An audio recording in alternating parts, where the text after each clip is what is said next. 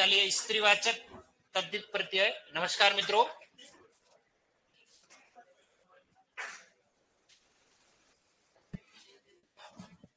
देखिए स्त्रीवाचक स्त्री जाति का बोध कराने वाले ई प्रत्यय। जैसे देखिए बेटा में ई लगेगा क्या बनेगा? बेटी।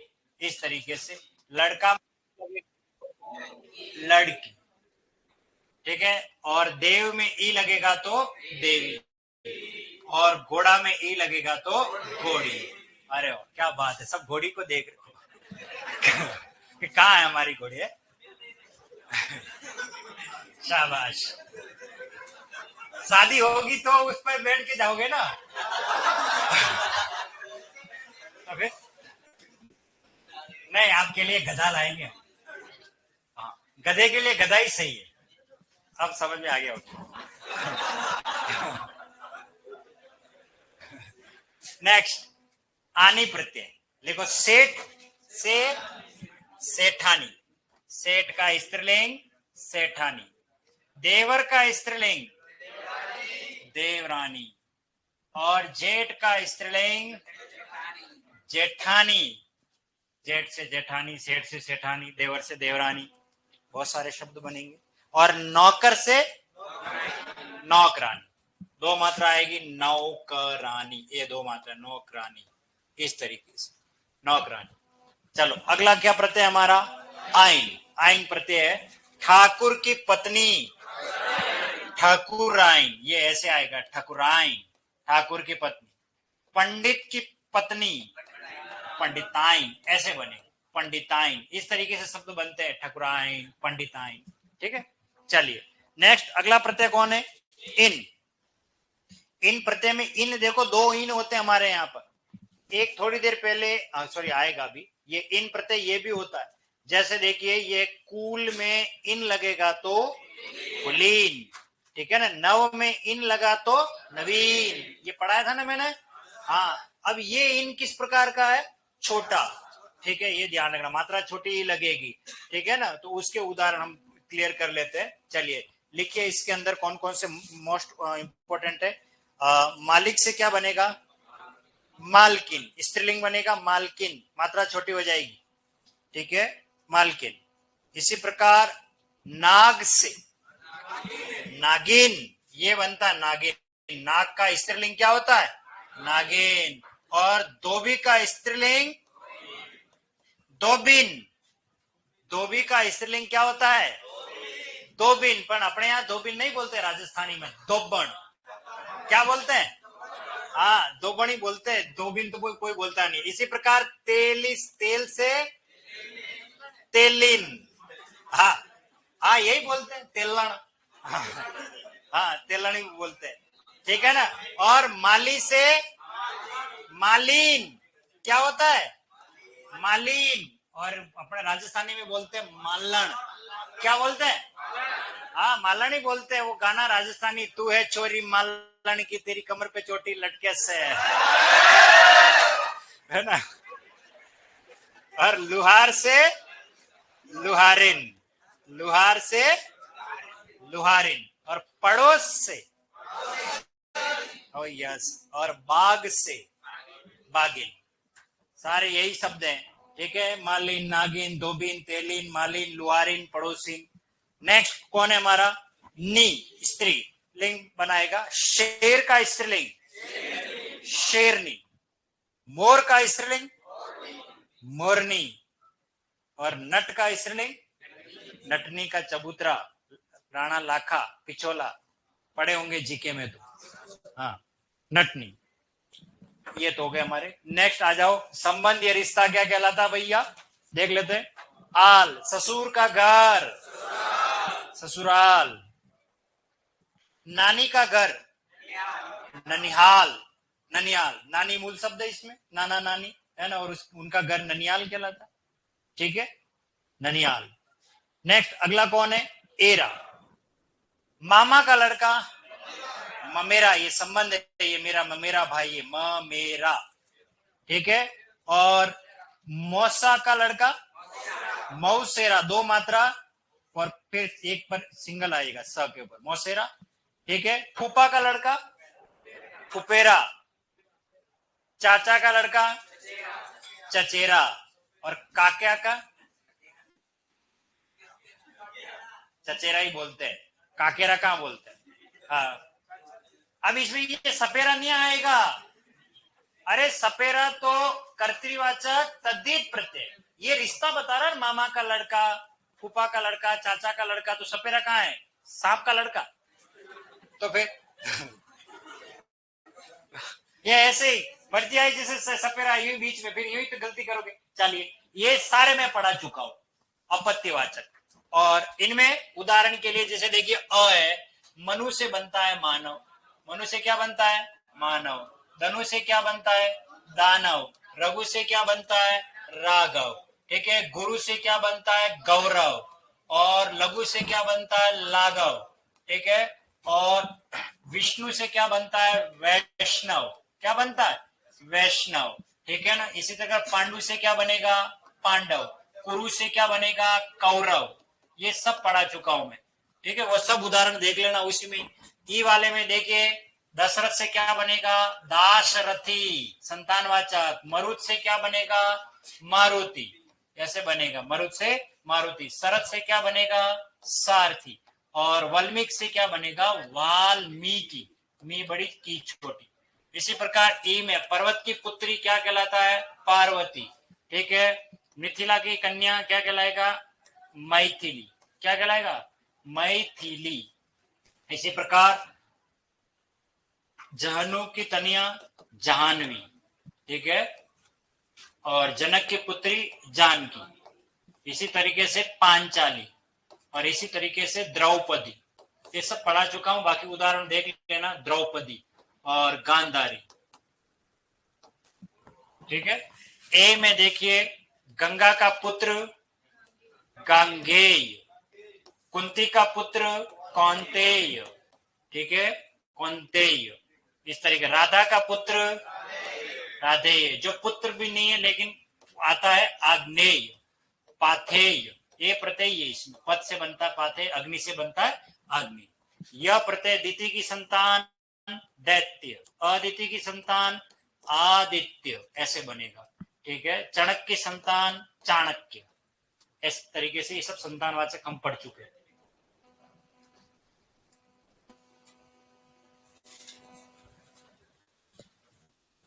ये तो लिख लेना, बाद में सारे हैं वैसे लिखवा रखे, जहान जहानवी है, एक लिखा गलत लिख दिया मैंने, जहानवी, ये आएगा जहानवी, जहानवी ह के नीचे अलंत, जाहनवी, ये जा, ये ह हलंत और न पूरा, और ये वी जहानवी, इस तरीके से क्लियर है। चलिए अब आ जाइए संस्कृत प्रत्यय, बस आज प्रत्यय खत्म कर लेते हैं, थोड़े ही बच्चे हमारे। संस्कृत प्रत्यय में सबसे पहला प्रत्यय कौन सा हमारा तव्य, ठीक है, तव्य के लिए चाहिए के अर्थ में इसका प्रयोग करते हैं, जैसे देखिए दातव्य, इसका मतलब होता है देने योग्य, वक्तव्य, ज्ञातव्य, गंतव्य, श्रोतव्य, सुनने योग्य, इस तरीके से शब्द बनते हैं। संस्कृत के ये दातव्य, वक्तव्य, ज्ञातव्य, गंतव्य, श्रोतव्य। अगला हमारा है त्र, एक में त्र लगेगा तो क्या बनेगा एकत्र, और सभी जगह जो होता है उसे क्या कहते हैं सर्वत्र, एकत्र सर्वत्र, इस तरीके से शब्द बनेंगे। इसी प्रकार ज्ञ जानने वाला, अल्प बातें जानने वाला अल्पज्ञ, सिंगल वर्ण है, देखो ये सिंगल वर्ण प्रत्यय की भूमिका में। बहुत बातें जानने वाला क्या कहलाता है बहुज्ञ, नीति की बात जानने वाला नीतिज्ञ, सब कुछ जानने वाला सर्वज्ञ, जो कुछ भी नहीं जानता है अज्ञ, विशेष का ज्ञाता विशेषज्ञ, राजनीति का ज्ञाता राजनीतिज्ञ, धर्म का ज्ञाता धर्मज्ञ, मर्म का ज्ञाता मर्मज्ञ, शास्त्र का ज्ञाता, शास्त्र के, ऐसे खूब सारे शब्द बनते हैं। ज्ञ, जानने वाला, अल्प, बहुज्ञ, नीतिज्ञ, सर्वज्ञ, अज्ञ, विशेषज्ञ, राजनीतिज्ञ, सर्वज्ञ, इस तरीके से शब्द बनेंगे। अगला प्रत्यय हमारा इल। देखो ई में ई कैसी है, छोटी। जैसे देखिए ये एक शब्द है पंकिल। ये शब्द कितने जनों ने पहली बार सुना, हाथ खड़ा करें। पंकिल, ओ शाबाश। तो इसका मतलब आप लोगों के लिए शब्द बहुत इंपॉर्टेंट है, क्योंकि आपने इसे पहली बार सुना। इस शब्द की व्युत्पत्ति कैसे हुई है, इसके लिए जिम्मेदार शब्द है ये पंख। और एक शब्द होता है पंख। अभी ऑनलाइन वाले सवाल करेंगे, सर ये क्यों लिखा, वो ये यहां पढ़ा रहा हूं, उसका मीनिंग बता रहा हूं। देखिए पंख और पंख एक जैसे दिख रहे ना, ये शब्द युग्म है, परीक्षा में पूछते हैं, तो दोनों का अंतर मैं यहां बता रहा हूं। पंख का अर्थ होता है कीचड़। पंख का मतलब क्या होता है, कीचड़। और पंख का मतलब होता है पर, डेना। जो उड़ने के लिए हमें क्या चाहिए, पंख। पंख चाहिए, पंख होते तो उड़ आती। तो पंख ये वाला है यानी डेना, और ये है पंख यानी कीचड़। अब यहां आ रहा है इल प्रत्यय और शब्द बना है पंकिल। इसका अर्थ है कीचड़ से सना हुआ, कीचड़ से भरा हुआ, जो कीचड़ से लथपथ हो जाता है। बिल्कुल कीचड़ में आप वो देखना कभी होली के बाद अगला वो कौन सा आता दिन, धुलंडी। हाँ, तो उसमें कैसे लोग दिखते हैं, पूरा रंग से लथपथ कर दिया जाता है। और गांव में तो ऐसे खेलते हैं, पूरा कीचड़ में डाल देते हैं, गोबर में डाल देते हैं, उसे जो मिला उसी में, चलो कीचड़ आया कीचड़ में डाल दो। कीचड़ से सना हुआ, सीधा अर्थ है कहीं कोई कार लेके जा रहा है, सड़क के किनारे कोई व्यक्ति खड़ा है, गड्ढे में टायर आ जाता है और वो पूरा कीचड़ उसके शरीर पे आ जाता है, ऐसे कीचड़ से सना हुआ। तो ये इसका मीनिंग है। पंख से क्या बना है, पंकिल। जटाओं से भरा हुआ, जटिल। कई बार हम कहते हैं अरे जटिल प्रश्न है ये। जटिल का मीनिंग होता है कठिन, जटिल, जटाओं से भरा हुआ, जटिल। इसी प्रकार फैन से भरा हुआ, फेनिल। हमें गाय और भैंस का फेनिल दूध पीना चाहिए, ऐसा फेनिल। फैन का मीनिंग होता है झाग, और झाग से भरा हुआ उसको कहते हैं फेनिल। और धुएं से भरा हुआ, धुमिल। धुएं से भरा हुआ है। अभी देखना नोएडा और दिल्ली और आसपास का, जब उधर वो पराली जलाई जाती है तब पूरा धुआं ही धुआं हो जाता है, शकल ही नजर नहीं आती, ठीक है ना। तो धुएं से भरा हुआ क्या कहलाता है, धुमिल। और कूट से भरा हुआ, कुटिल। कूट से भरा हुआ क्या कहलाता है, कुटिल, कुटिल। कूट से भरा हुआ, कुटिल। इसी प्रकार आगे लिखिए, तूंद से भरा हुआ, तुंदेल। ये क्या अर्थ है इसका, तोंद होती है तौन, जिसका पेट लटक जाता है ना, इतना बड़ा यूं आगे आ जाता है, और ऐसा लगता है जैसे चाय की कप प्लेट तो इसी पे रख के पी सकते हो आप, टेबल की जरूरत नहीं होती। ऐसा व्यक्ति जिसका पेट तोंद, जब वो हंसे तो वो भी थिरकती हो, उसको कहते हैं तुंदिल शरीर वाला, मेरे जैसा। कहाँ है, वही तो बता रहा हूँ, मेरे पेट नहीं है, मैं देख रहा हूँ कहाँ है, कहाँ है। मैं बिल्कुल किसी के हमारे हमारे विद्यालय में एक सर है, वैसे मैं टिप्पणी नहीं करनी चाहिए शरीर विशेष, लेकिन बच्चे क्या कई बार कह देते, वो बड़े तोंद वाले सर आज नहीं आए, तो मैं समझ जाता हूँ उनके लिए कहा गया है। तो वो क्योंकि शरीर पे कंट्रोल नहीं होता, क्योंकि बॉडी आदि इधर झुक रही होती है, वो पीछे ऐसे हो रहे होते, तो वो चलते उस समय ये दोनों हाथ यूं चलते उनके जैसे हॉरर मूवी में वो चलते थे ना। हाँ, तो तुंद वाला क्या कहलाता है, तुंदिल। ये शब्द आपको कहां मिलेगा मैं बता देता हूं, आरओ की पुस्तक और कक्षा 12 में एक चैप्टर है हजारी प्रसाद द्विवेदी का, उसमें आपको ये शब्द मिलेगा। 17वां अध्याय कक्षा 12 की अनिवार्य हिंदी में, उसमें ये शब्द तुंदिल शब्द आपको मिलेगा। पूरे कक्षा 6 से 12 में एक ही जगह पर है, इसको प्रयोग किया हुआ है। बहुत अच्छा लेसन है वो लेसन जो है कुटज एक करके लेसन है, और एक क्या कहते हैं उसको, मतलब किसी अवधूत साधु के बारे में बता रखा है कि किस प्रकार का वातावरण होता है उस समय। ये पहले ही पहले पेज में ये शब्द मिल जाएगा। आप कक्षा 12 का कोई आपका मित्र हो, अनिवार्य हिंदी जिसके पास हो, तो अंबेडकर का एक चैप्टर है लास्ट वाला, उससे पहले वाला एक चैप्टर है, उसमें ये शब्द मिलेगा तुंदिल, तूंद वाला इसका मीनिंग है। अगला क्या आ रहा हमारा, क। देखो सिंगल वर्ड है, ठीक है। जैसे सप्त में क लगेगा क्या बनेगा, सप्त।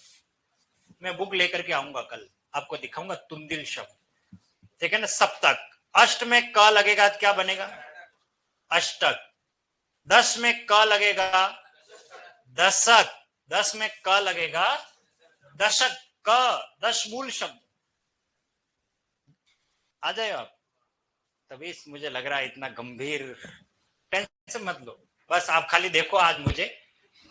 हाँ सही कह रहे हो, मुझे देखो आप। हाँ हाँ, मुझे ही देखना है अभी तो। हाँ बाकी तो ये क्या जा रहा है क्या नहीं, और फिर उसके बाद धीरे धीरे मुझे देखने के बाद आधों को तो उत्तर याद आ जाएगा, आ ही जाएगा। रात की 12 बजे ऐसे सर ने ऐसा कहा था। हाँ हाँ, और 12 बजे तो मैं निद्रा की चरम सीमा पे होता हूँ, क्योंकि 9 बजे तो मैं सो ही जाता हूँ, और फिक्स है मेरा, सुबह 4:30-5 बजे उठ जाता हूँ, तो मेरा फिक्स है। नहीं, मॉर्निंग बिल्कुल फिक्स है, भले कोई काम हो या नहीं हो, लेकिन वॉक के साइकिल लेके चला जाता हूँ, तो 1 घंटा उसी में निकल जाता है मेरा। हाँ सब। आ जाना, कभी देख कर लेना, मैं जुट गया। हाँ क्या कह रहे हो, हाँ आ जाओ, घर पे बाहर देख लेना, देख, ठीक है ना। सप्त प्लस का सप्तक, अष्ट प्लस का, मैं उस दौर से निकल चुका हूं जो तुम सोच रहे हो ना, इसलिए।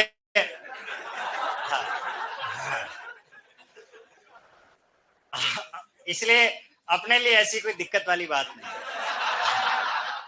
वो तुम्हारे लिए, वो तो तुम्हें सोचना है।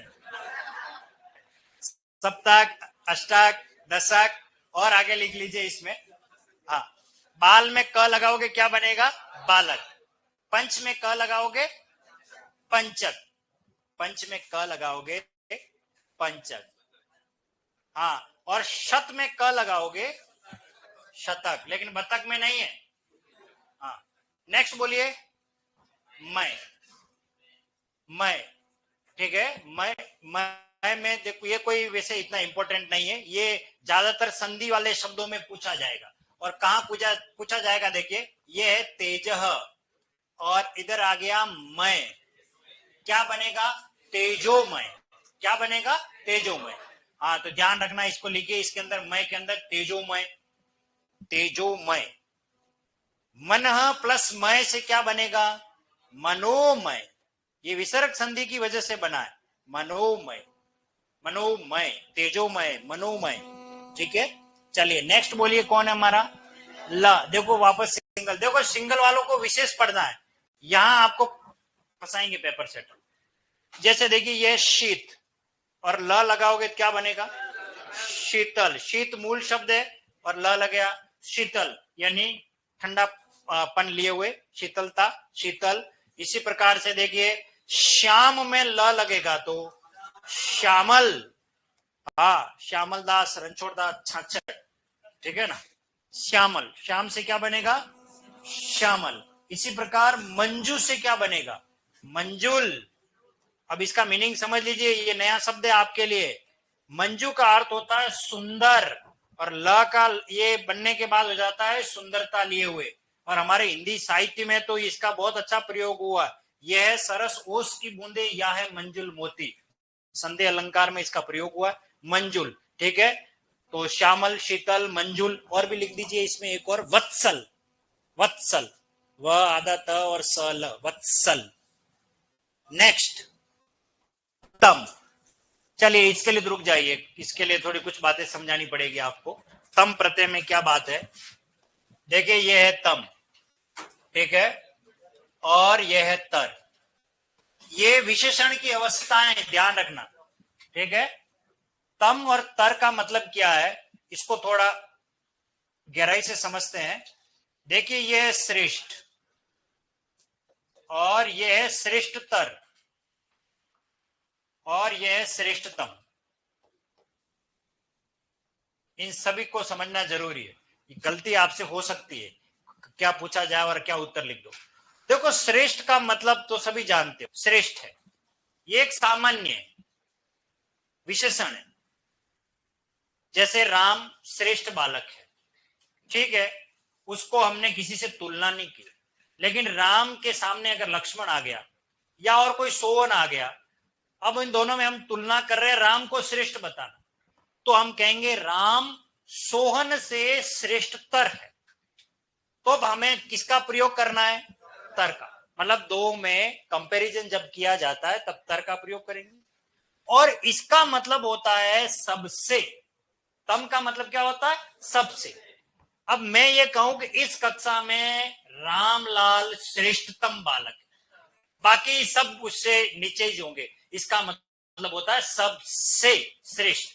तो अब ये जब प्रयोग किया जाता है तो अब मुझे एक बात बताइए, एक होता है हमारा उच्च न्यायालय, हाई कोर्ट होता है, और एक आपने ये सुना होगा उच्चतम न्यायालय, पढ़ा आप लोगों ने?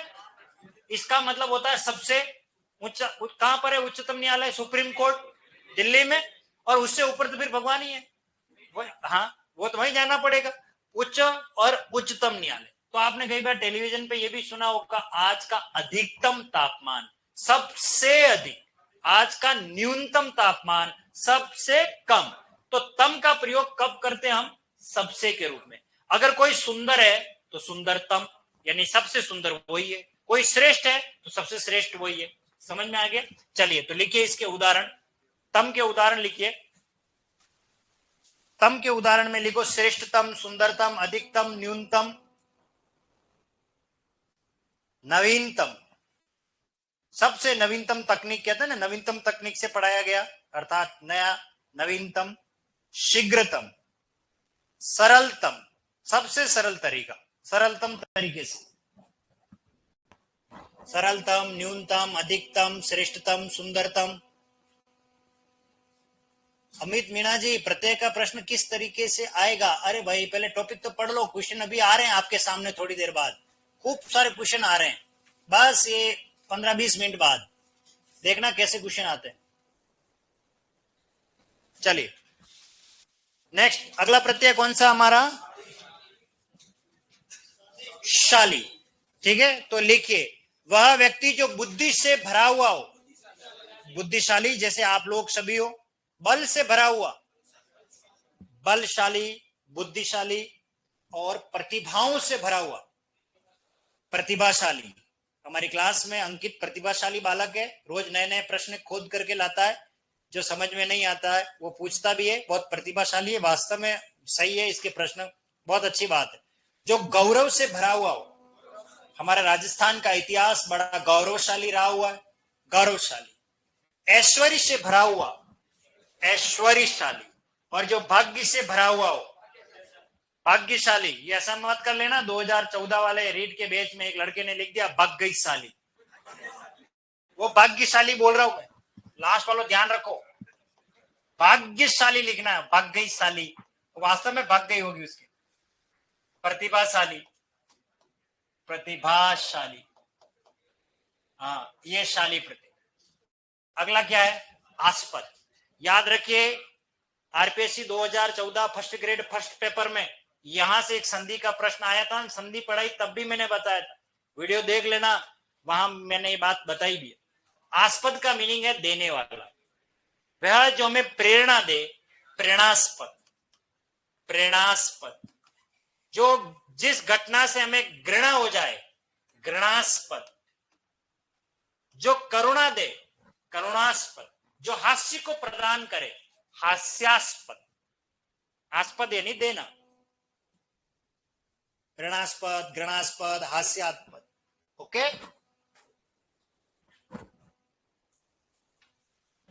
नेक्स्ट बोलिए, अगला प्रत्यय कौन सा हमारा? कर। देखिए कर का अर्थ है किरण। कर का अर्थ क्या होता है? किरण। मैंने पहले भी पढ़ाया है, जब अपने क्लास हुई थी तब मैंने कर के कई अर्थ बताए, कर के उसमें से यहां हम कर का अर्थ किरणों से अर्थ ग्रहण करेंगे। दिन में जो किरणें फैलाता है, दिनकर, दिन में जो किरणें फैलाता है उसे दिनकर कहते हैं। सूर्य को दिनकर, दिवाकर, भास्कर, प्रभाकर, रवि, आदित्य, मार्तंड, मिहिर और अंशुमाली सब सूर्य के पर्यायवाची है। तो दिन को करने वाला अर्थात किरणें फैलाने वाला दिनकर, प्रभाकर कोई लिखने की जरूरत नहीं है। जो रात्रि में किरणें फैलाता है, निशाकर। निशाकर का मीनिंग होता है चंद्रमा। निशाकर का मीनिंग क्या होता है? चंद्रमा। जो रात्रि में किरणें फैलाता है वो निशाकर है, वो चंद्रमा है। ठीक है, कर का मीनिंग किरणों से यहां पर। ठीक है, इसके अलावा अब कर का मीनिंग किरणें न हो करके कर का अर्थ है काम को करने वाला से संबंधित। ठीक है, या कोई रुचि को पैदा करता है तो हम ये कहते हैं रुचिकर। क्या कहते हैं उसे? रुचिकर। जो रुचि को पैदा करता है उसे हम क्या कहते हैं? ये लिए रुचिकर। जो हित करने वाला है, हित करे। तो अब यहां कर का मतलब किरण नहीं है, काम को करने वाले से। ठीक है ना, तो शब्द के अनुसार हमें अर्थ भी ग्रहण करना है। कर यानी किरण भी होता है, कर यानी कार्य को करने वाला भी होता है। ठीक है, चलिए नेक्स्ट अगला कौन है? कार।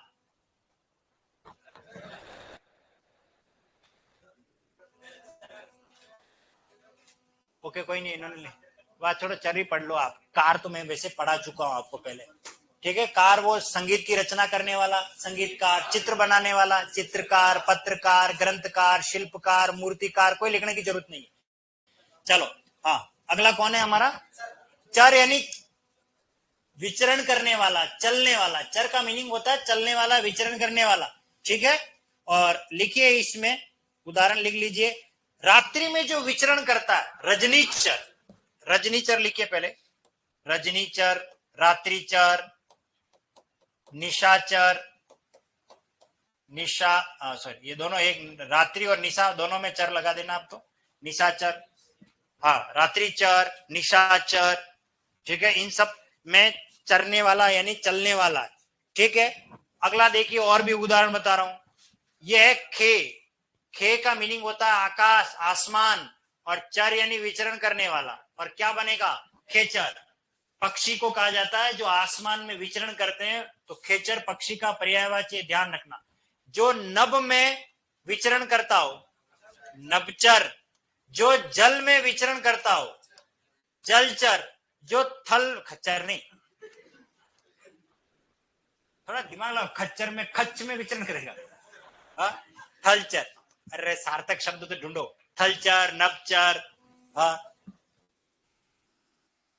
हाँ, लेकिन ये बात सही है। हाँ, ये बात सही है। इससे जो जिसने भी कहा, किसने कहा खच्चर? किसने? हाँ हाँ, वो प्रश्न यूं पूछेंगे। अरुण जी, ऑनलाइन वाले आप भी ध्यान रखना, क्योंकि आपने सवाल किया प्रत्यय में प्रश्न कैसे पूछेंगे। वो ऐसे पूछेंगे किसमें चर प्रत्यय नहीं है।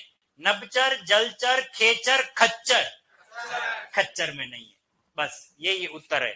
ठीक है, और जो गुप्त बात का पता लगाता हो, गुप्तचर। उसे गुप्तचर, उसे गुप्तचर कहेंगे। हाँ, गुप्तचर। चलिए नेक्स्ट बोलिए। अरे फटीचर में नहीं है। हाँ, अगला कौन है? ग। ग यानी क्या होता है? गमन। एक ग का मीनिंग होता है गमन करना। देखो, सिंगल वर्ण वालों को ही पढ़ना। यहाँ आपको ज्यादा याद नहीं रहेंगे, इसलिए बता रहा हूँ। ग यानी गमन करने वाला। और ये सबसे मोस्ट इंपोर्टेंट इसमें, उरक। क्या शब्द है ये? पढ़ा चुका हूं मैं पहले। उर का अर्थ होता है हृदय, छाती, हार्ट। ग यानी गमन, जो छाती के बल गमन करे, यानी कि रेप्टाइल अर्थात सांप। और उर्गारी पढ़ा था मैंने, सांप का शत्रु नेवला, बाज दोनों होता है। उरग क्या कहा जाता है? जहां जाना, पहुंचना बहुत कठिन हो, उसे क्या कहते हैं? दुर्ग। दूर प्लस ग, दूर प्लस ग से बनता है ये दुर्ग, ध्यान रखना। दूर यानी कठिन, ग यानी गमन। ठीक है ना। ख यानी आकाश, ग यानी गमन। आकाश में जो गमन करता हो, कौन? पक्षी। ख का मीनिंग आकाश से, ध्यान रखना। ठीक है, खग। और जहां पहुंचना, जाना कठिन होता है, वो दुर्ग है। और जो चल नहीं सकता, न ही गमन कर सकता हो, नग। और नग का मीनिंग होता है पर्वत। नग का मीनिंग क्या होता है? पर्वत। पर्वत कहीं गमन नहीं करता है, वहीं पड़ा रहता है, इसलिए उसे नग कहा गया। नहीं गमन करता है इसलिए। चलिए नेक्स्ट बोलिए। ज। ज यानी जन्म लेने वाला। जल में जन्म लेने वाला, जलज। जल में जन्म लेने वाला, जलज। नीर में जन्म लेने वाला, नीरज। आगे आगे जन्म लेने वाला, अग्रज। पंख यानी कीचड़, और कीचड़ में जन्म लेने वाला, पंकज यानी कमल। ये दोनों कमल है। और पीछे पीछे जन्म लेने वाला अनुज, जन्म लेके ऊपर पहुंच गए पूर्वज, मन में जन्म लेने वाला मनोज, क्योंकि विसर्ग संधि में मना मन प्लस ज से बनेगा मनोज, और पय प्लस ज से क्या बनेगा पयोज। विसर्ग संधि की वजह से बने हुए ये दोनों, पयोज मनोज। ओके, नेक्स्ट बोलिए, एक दो उदाहरण और लिख दो इसमें ज वाले में। पिंड से जन्म लेने वाला पिंडज, और स्वेद कहते हैं पसीना, और पसीने से जन्म लेने वाले को कहते हैं स्वेदज, अर्थात लेके और जुएं, ये सब स्वेदज की श्रेणी में आते हैं। ठीक है, जो नाता नहीं है ना तो उसको इसका परिणाम जल्दी मिल जाएगा, स्वेदज। हाँ हाँ, जो नाएगा नहीं उसके तो माथे में जुएं पड़ी जाएगी एक दिन दो दिन बाद। ठीक है, हाँ क्या कह रहे हो? हाँ, अगला प्रत्यय हमारा जा। जा का मीनिंग क्या होता है? जन्म लेने वाली। ध्यान रखना, जा का मीनिंग जन्म लेने वाली है, ये जन्म लेने वाला, दोनों में यही फर्क है, स्त्रीलिंग और पुल्लिंग। ठीक है, आगे आगे जन्म ले लेती है वो कहलाती है अग्रजा, यानी हमारी बड़ी बहन। पीछे पीछे जन्म लेती है छोटी बहन, उसे कहते हैं अनुजा।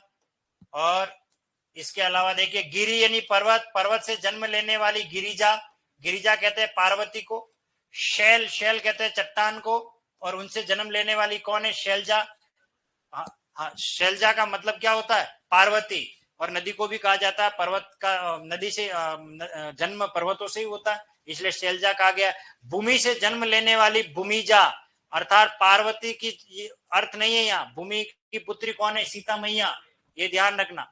ठीक है, और सिंधु से जन्म लेने वाली सिंधुजा, और समुद्र मंथन जब हुआ तो लक्ष्मी जी निकले थे समुद्र से, इसलिए लक्ष्मी के पप्पा कौन है? समुद्र देवता, सिंधुजा। और एक और लिख दीजिए आप इसमें, अर्कजा।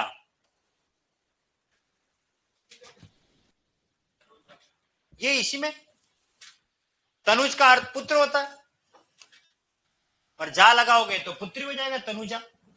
तनुज का मीनिंग क्या होता है? तनुज पुत्र, और तनय का मीनिंग भी पुत्र होता है, पवन तनय संकट हरण मंगल मूर्ति रूप। तो तनय और तनुज दोनों का मीनिंग पुत्र है, और जैसे आप तनुजा लगाओगे तो पुत्री। और भारतेंदु की पंक्ति है, तरणी तनुजा तट तमाल तरवर बहु छाए, तो तनुजा पुत्री को कहते हैं। अर्क जा, अर्क कहते हैं सूर्य को, जा का मतलब जन्म लेने वाली, सूर्य की पुत्री कौन है? यमुना। ध्यान रखना, हाँ, सूर्य के पर्यायवाची में जब भी जा लगेगा हमेशा यमुना का पर्यायवाची बनेगा। अर्क जा, रवि जा, भानुजा, सब यमुना के पर्यायवाची। चलिए, सॉरी इधर और है, द यानी देने वाला, द यानी देने वाला, जो सुख को देता है सुखद, जो दुख को देता है दुखद, सुखद दुखद, नीर को देने वाला नीरद, जल को देने वाला जलद, मान देने वाला मानद। ठीक है ना, पय को देने वाला पयोद, पयोद ऐसे बनते हैं ये सारे शब्द, विसर्ग संधि से बना हुआ। नेक्स्ट बोलिए, पूर्व, पूर्व का अर्थ होता है नगर। पूर्व का मीनिंग क्या होता है? नगर। जैसे उदय सिंह ने जो बसाया उदयपुर, ठीक है, जय सिंह ने जो बसाया जयपुर। बाकी बहुत सारे, डूंगरपुर, भरतपुर, गोरखपुर, फिरोजपुर, वो कौन कौन से, फिरोजपुर, सारे जहां पे भी पुर आए वो नगर ही है, ये समझ लेना। हाँ, मिर्जापुर। हाँ, चलिए नेक्स्ट बोलिए, इनी, इसे मोस्ट इंपोर्टेंट कर दीजिए, ये आएगा परीक्षा में। इनी संस्कृत का है, सबसे इंपोर्टेंट है। ठीक है, जैसे देखिए सरोज में इनी लगेगा, सरोजनी नहीं होता, सरोजिनी। ये शब्द मैं शब्द शुद्धि में पढ़ाऊंगा आपको, इसलिए दोबारा आएगा, अच्छी तरीके से देखिए। सरोज में इनी लगा सरोजिनी, और कुमुद में इनी लगेगा कुमुदिनी, क्या बनेगा? कुमुदिनी। कुमुद में इनी लगेगा कुमुदिनी बनेगा, और कमल में इनी लगेगा तो कमलिनी, कमिनी नहीं, हाँ कमलिनी। कमल में इनी प्रत्यय लगने से बनता है कमलिनी, तो सरोजिनी, कुमुदिनी, इस तरीके से शब्द बनेंगे। प्रदर्शनी कहां से आ गई? प्रदर्शनी में नहीं होता, प्रदर्शनी अलग शब्द है, ये अलग इनी है। ठीक है ना, वो प्रदर्शन में ई लगता है, ठीक है ना, प्रदर्शन में ई लगता है तो प्रदर्शनी बनता है। चलिए, ये हो गए सब। दर, अरे बच गया ये भी। देखो चक्र को धारण करने वाला, मुरली को धारण करने वाला, मुरलीधर, चक्रधर, खड़गधर।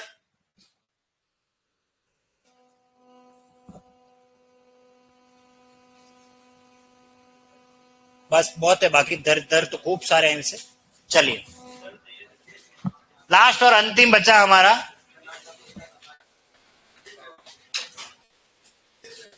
विदेशी, अरबी फारसी। चलिए इंदा, शर्म से क्या बनेगा? शर्मिंदा। शर्म से बनता है शर्मिंदा।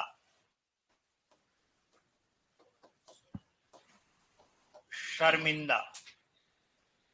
पर से बनता है परिंदा। कई बार सुना होगा यहाँ परिंदा भी पर नहीं मार सकता, ये विदेशी शब्द है। शर्मिंदा, परिंदा, ठीक है ना। चुनिंदा, यह निमंत्रण चुनिंदा लोगों को दिया गया। चुनिंदा, चयनित व्यक्ति होते हैं। चुनिंदा, चुनना, चुनिंदा, ठीक है ना, चुनिंदा। और एक शब्द होता है जिंदा। हाँ जिंदा, ये जी मूल शब्द है इसमें, ठीक है।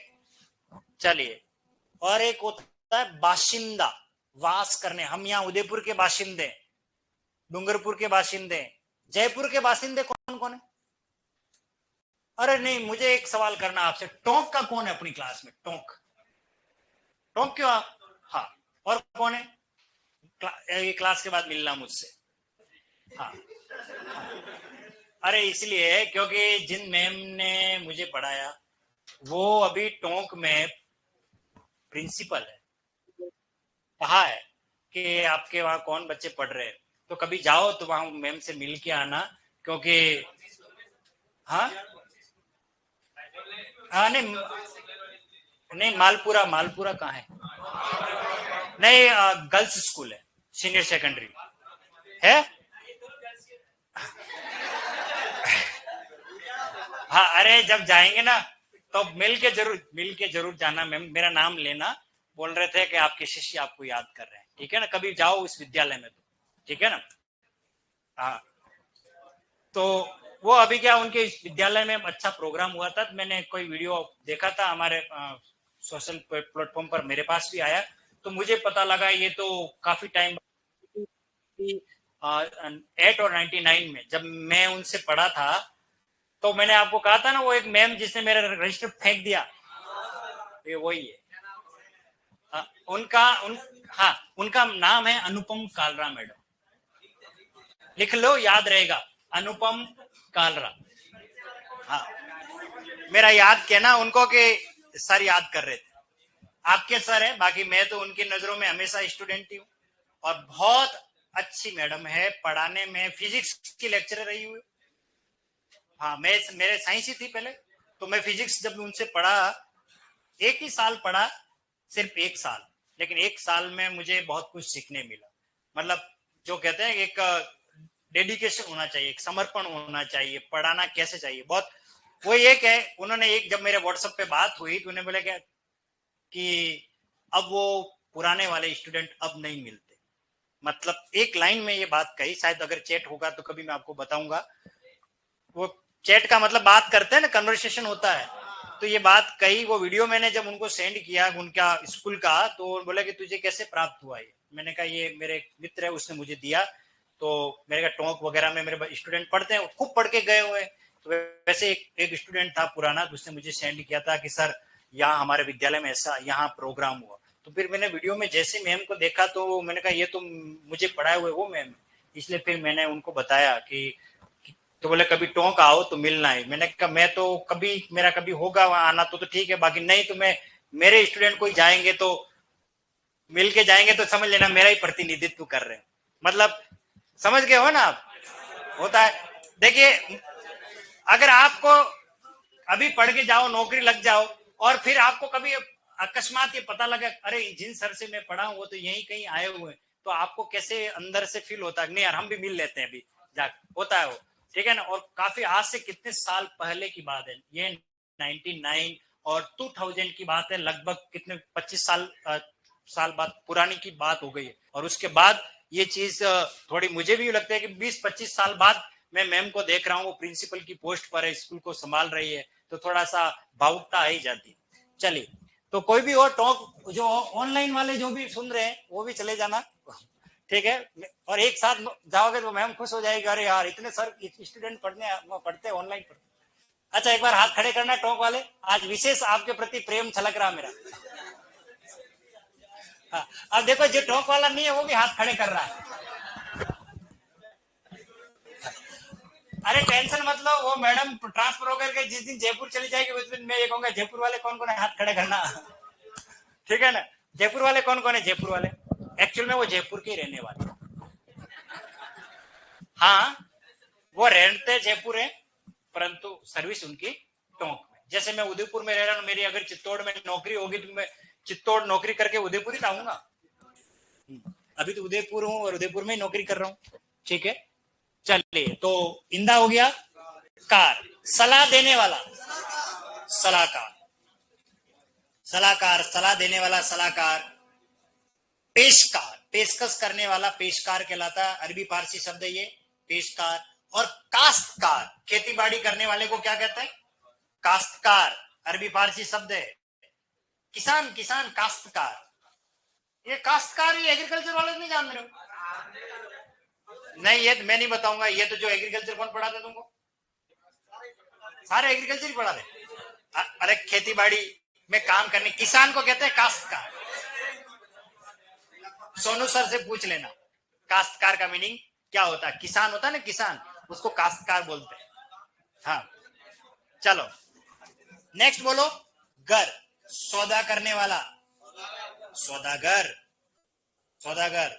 और जादू दिखाने वाला, अरे वाह, आपको सब आता है, जादूगर। और कलाबाजियां करने वाला, बाजीगर, बाजीगर ये नहीं हार कर जीतने वाले को बाजीगर कहते हैं, जीत कर हारने वाले को, ये सब डायलॉग है फिल्मी। हाँ, बाजीगर, बाजीगर, ठीक है, जादूगर। और सितम ढहाने वाला, सितमगर, सितम, सितम किसी के ऊपर जुल्म करता ना, हाँ उसको कहते हैं सितमगर। ये ऐसे लिखते हैं सितमगर, सितमगर, हाँ सितमगर। नेक्स्ट बोलिए, गार, मदद करने वाला, मददगार।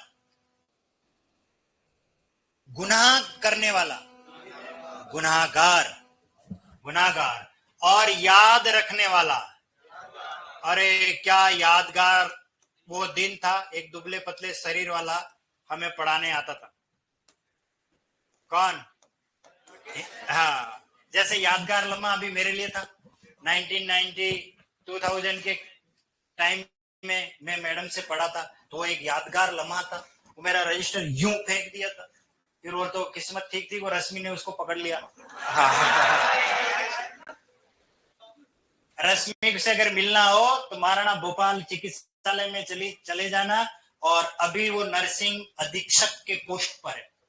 मेरे बैच के तो सब नौकरी में लगे हुए, सब सरकारी नौकरी में, ठीक है ना। तो आपको अगर मिलना हो तो चले जाना वहां, ठीक है, महाराणा भोपाल जनाना चिकित्सालय में। हाँ। क्या कह रहे, मेरे नाम जानती नहीं जानती? अरे मेरा नाम सब जानती थी उस स्कूल में।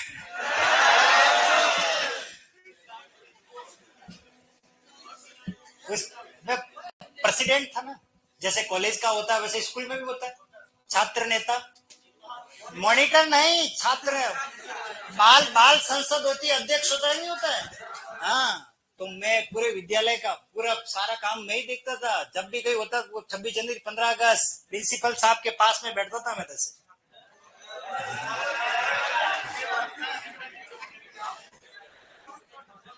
चलो नेक्स्ट आ जाओ, ची, ये पढ़ा चुका हूं। अफीम खाने वाला, अफीम ची, बेचने वाला भी अफीम ची, तोपची, नकलची, खजानची, ये पढ़ा चुका हूं, वही उदाहरण है, ठीक है। चलिए फटाफट खत्म कर लेते हैं इनको, क्योंकि अब कल हम प्रत्यय नहीं लेंगे, कल आते ही प्रत्यय का टेस्ट लूंगा, ठीक है। चलिए अगला कौन है हमारा, नाक, दर्द देने वाला, दर्दनाक, दर्दनाक मंजर था। खौफ पैदा करने वाला, खौफनाक, बहु मिले उसे, अंकित जी ध्यान रखना। खौफनाक, ठीक है, दर्दनाक, खौफनाक। शर्म पैदा करने वाला और खतरे से भरा हुआ, खतरनाक रास्ता है चंबल के बिहड़ों का, हाँ दालपुर। और अगला बोलो, मंद, अक्ल वाला, अक्लमंद, अक्लमंद नहीं बोलते, अक्लमंद होता है। दौलत वाला, दौलतमंद। शोहरत वाला, शोहरतमंद।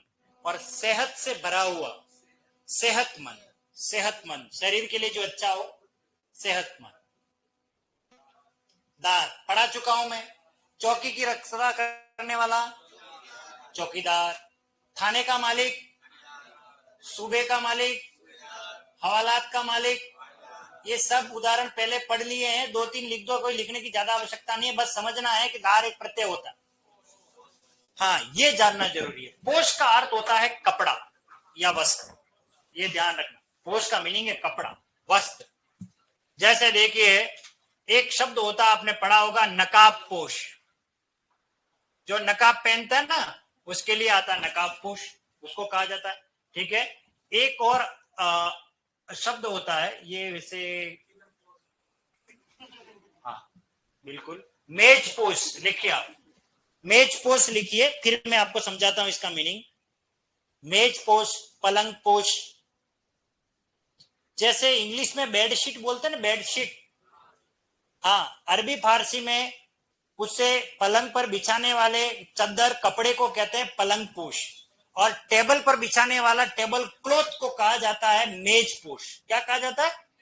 और जो सफेद कपड़ा पहनता है, सफेद पोश, ये आपको बहुब्री समास में पढ़ाऊंगा मैं। नेताजी को कहते हैं सफेद पोश, जो सफेद कपड़े पहनते हैं वो हमारे नेता है, बहुब्री विशिष्ट अर्थ। चलिए नेक्स्ट बोलिए। साज, घड़ी ठीक करने वाला, घड़ी साज।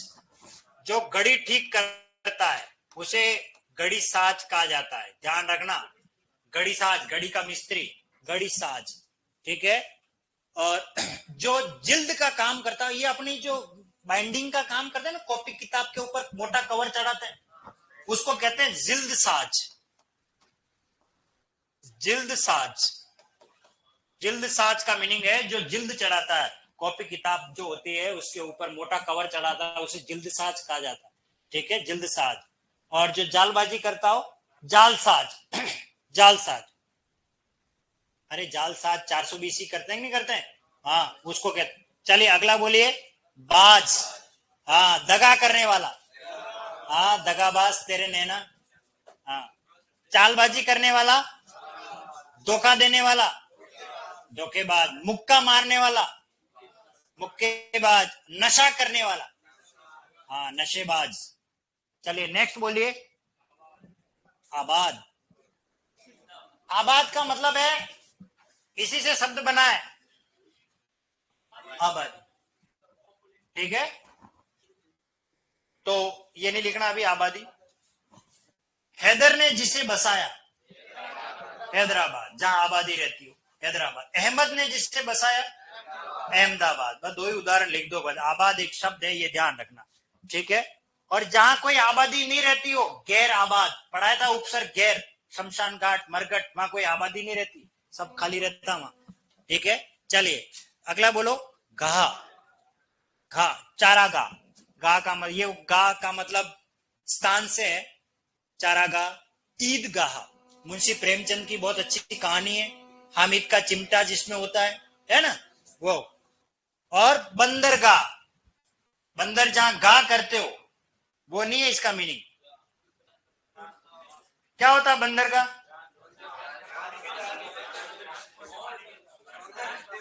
जैसे बस के रुकने के लिए बस स्टॉप होता है ना, एरोप्लेन के एयरपोर्ट होता है, उसी तरीके से जहाजों के लिए रुकने का स्थान क्या होता है? बंदरगाह। बंदरगाह उसे कहते हैं, ध्यान रखना। इस बंदरगाह की एक बात है, वो कल कहेंगे हम, अभी नहीं कहेंगे। ठीक है। चलिए नेक्स्ट बोलो। दान।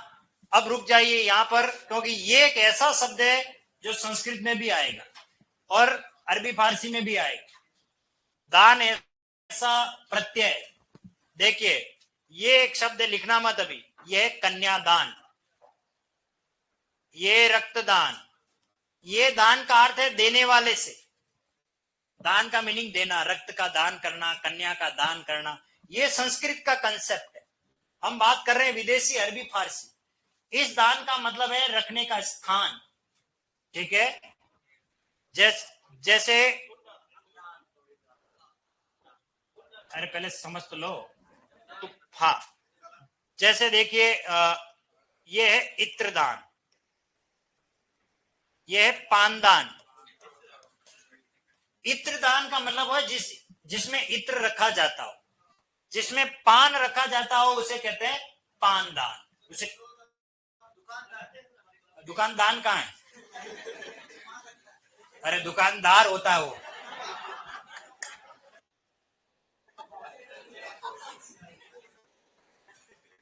अरे वो दुकानदार होता है, ये दान पड़ा। दुकान को कहाँ रख हमारे। चाय दान, जिसमें चाय रखते हैं, चाय दान। हाँ।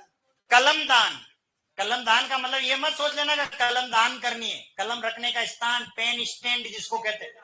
हाँ, कूड़ेदान जिसको कहते हैं, कूड़ा जिसमें डालते हैं। पिकदान, जिसमें थूकते हैं, नवाब साहब पान खाते थे, थूकते थे कटोरा, उसको कहते हैं पिकदान। आदमी जब बीमार हो जाता है, अस्पताल में छोटा डब्बा ऐसा पड़ा रहता ना, हाँ, उसको पिकदान ही कहते, थूकने के लिए काम आता। ठीक है ना। तो अरबी फारसी में ये तो रखने की बात हुई। दूसरा, जिसमें रखने का स्थान तो नहीं है, परंतु दान शब्द का प्रयोग करते हैं, जैसे खानदान। ठीक है ना, वो भी विदेशी शब्द है, खानदान भी शब्द विदेशी शब्द है। ठीक है, चलिए। और अब बचा हमारा अंतिम, लिख लीजिए, अफगानिस्तान, पाकिस्तान।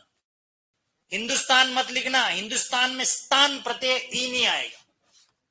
हिंदुस्तान में ओनली स्थान है। राजस्थान में तो स्थान है। हाँ, बलूचिस्तान, किर्गिस्तान, कजाकिस्तान, तुर्किस्तान, अफगानिस्तान। हाँ, ये सारे के सारे क्या है? स्थान। बसा हुआ के अर्थ में हम प्रयोग करते हैं। ठीक है, ये आपके सारे हो गए विदेशी प्रत्यय। अब इनका टेस्ट हम लेंगे कल, पढ़ के आना सब।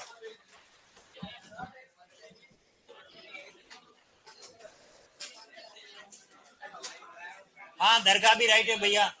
नितेश जी, दरगाह राइट है बिल्कुल।